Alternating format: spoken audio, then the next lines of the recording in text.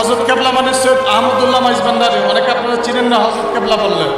সৈয়দ আহমদুল্লাহ মাইজভান্ডারীর কাছে গেছেন, যাওয়ার পরে ওনাকে উনি দোয়া করছেন, আর ওনাকে দোয়া করে বললেন যে মা, তোমার পেটে যে সন্তান আছে এই সন্তানটা হচ্ছে পিরানে পীর, বড় করে বলি সুবহানাল্লাহ। যে এই সন্তানটার তুমি কি করবা? যত্ন করবা। তোমার পেটে যে আসতেছে এটা সাধারণ কোনো সন্তান না, এটা আমার বাগানের গুলে গোলাপ, বড় করে বলি সুবহানাল্লাহ।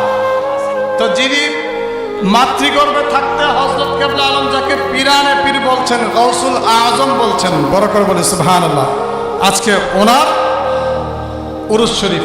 তো আজকে এই গৌসুল আজম গোলামুর রহমান বাবা ভান্ডারী, যার অসংখ্য অগণিত কারামত আছে, যার নূরানি ঝলক, যার মাজহার, যার ফুল পরিপূর্ণ প্রতিচ্ছবি আমার মুর্শিদ কেবলা বাবাজান সৈয়দ মঈনুদ্দিন আহমদ আল হাসানী ছিলেন, বড় করে বলি সুবহানাল্লাহ। এবং যার পূর্ণ প্রতিচ্ছবি আমার মুর্শিদ কেবলা বাবাজান সৈয়দ সাইফুদ্দিন আহমদ আল হাসানী ওয়াল হুসাইনি, বড় করে বলি সুবহানাল্লাহ।